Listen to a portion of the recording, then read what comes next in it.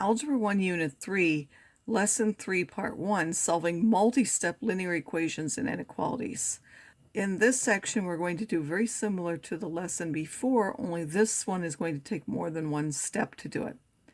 Again, our goal is to get a variable on the side by itself, and we're going to use inverse operations to undo operations and get equivalent equations. Again, adding and subtracting are inverses, and then multiplication and division are inverses.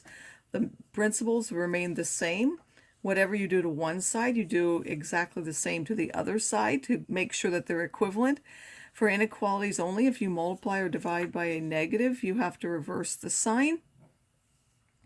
And then principle 3 is that solving is easier if we undo in the reverse of what the order of operations would be if we were calculating.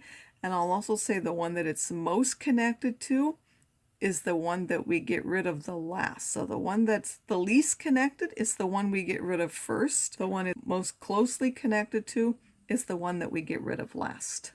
So first we're going to look at those that only take 2 steps. So we have 3x plus 4 equals 10. Again, you look at this side. So which one would we do? If we put a number in there, we would multiply by the 3 first, and then we would add the 4 last. So the adding 4 is the one that it's easiest to get rid of. So we're going to get rid of adding 4 first. So we're going to subtract 4 from both sides. By the way, another way of thinking of that is which one of these numbers is the x most closely connected to? Is it more closely connected to the 3 or the 4? Well, the 3 is right by the x, so the 3 and the x are closely connected. This one's less connected. This is the one that it's easiest to get rid of first. So we're going to subtract from 4 from both sides. Again, this side gives me nothing. 3x plus nothing is 3x. So this side is going to be 3x, and then 10 minus 4 is 6. So we get 3x equal to 6. Then I look, what's connecting this 3 and this x? That's multiplication, so we now need to divide both sides by 3. The 3 and the 3 divide to give me 1, that's 1x, I just write x, and 6 divided by 3 is 2. And the next one, we have an inequality. We have x minus 8 divided by 5 is bigger than 7.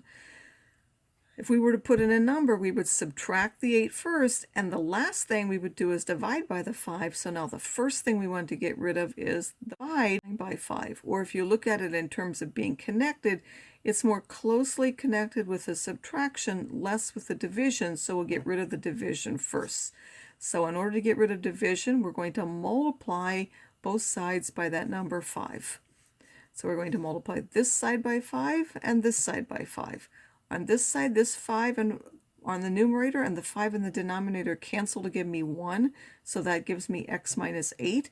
And then we have bigger than 7 times 5, which is 35. So x minus 8 is bigger than 35. And now we have subtracting 8. So to get rid of subtracting 8, we're going to add 8 to both sides. This side they cancel. They give me 0. And I get x plus 0, of course, is just x.